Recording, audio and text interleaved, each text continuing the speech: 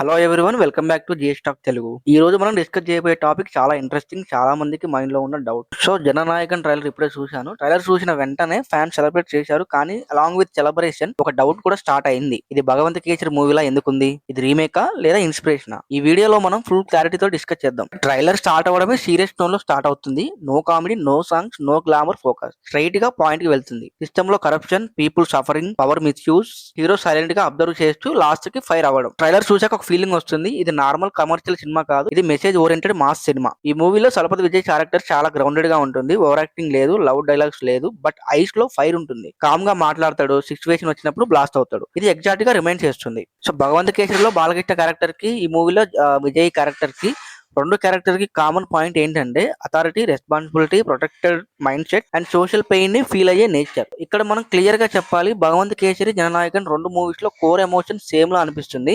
System versus common people, power లో ఉన్న వాళ్ళ arrogance, hero as a moral authority అని message oriented movie.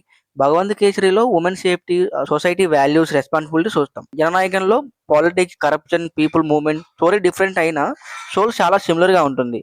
So direct గా చెప్పాలంటే అఫీషియల్ గా ఇది రీమేక్ అని అనౌన్స్ చేయలేదు, బట్ సేమ్ సీన్స్ రిపీట్ అయ్యే ఛాన్స్ తక్కువ. కానీ ఐడియాలజీ సేమ్ ఉంది, టెంప్లెట్ సేమ్ ఉంది, మెసేజ్ డ్రైవన్ మాస్ సినిమా. అందుకే సినిమాకి ఇమ్మీడియట్ గా భగవంత్ కేసరి వైబ్స్ వచ్చాయి. సో ఫైనల్ ఆన్సర్, ఇది సీన్ టు సీన్ రీమేక్ కాకపోవచ్చు, బట్ ఇన్స్పిరేషన్ మాత్రం క్లియర్ గా కనిపిస్తుంది. సో ఈ మూవీ పొలిటికల్ బ్యాక్డ్రాప్ లో ఉంటుంది, and we all know Vijay real life politics entry contacts. So trailer లో ఉన్న dialogues, camera angles, crowd shots అన్ని ఒక పొలిటికల్ స్టేట్మెంట్ లో అనిపిస్తాయి. ఎస్పెషల్లీ లాస్ట్ షాట్ కి విజయ్ లుక్ సినిమాకి మించి లీడర్ ఇమేజ్ ని బిల్డ్ చేస్తుంది. ఇది యాక్సిడెంటల్ కాదు, వెరీ క్యాలిక్యులేటెడ్. ఫ్యాన్స్ మాత్రమే కాదు, జనరల్ ఆడియన్స్ కూడా టూ గ్రూప్స్ లో డివైడ్ అయ్యారు. గ్రూప్ 1 ఏంటంటే Vijay mass comeback and next level trailer. Group 2 ఏంటంటే Bhagavanth Kesari copy feeling and something familiar.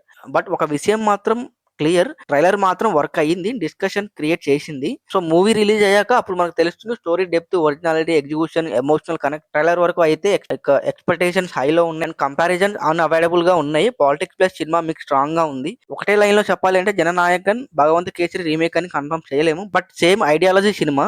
If execution strong గా ఉంటే విజయ్ కెరీర్ లో ఒక మెమొరబుల్ ఫిల్మ్ అవుతుంది, లేకపోతే కంపారిజన్స్ లో తగ్గిపోతుంది. బాల్ ఇప్పుడు డైరెక్టర్ కోర్ట్ లో ఉంది. మీ హానెస్ట్ ఒపీనియన్ చెప్పండి, మీకు కూడా భగవంత్ కేసరి వైబ్ వచ్చిందా లేదా టోటల్లీ డిఫరెంట్ అనిపించిందా? కామెంట్స్ లో చెప్పండి. వీడియో నచ్చితే లైక్ చేయండి, ఛానల్ సబ్స్క్రైబ్ చేయండి. అంటిల్ నెక్స్ట్ వీడియోలో కలుద్దాం.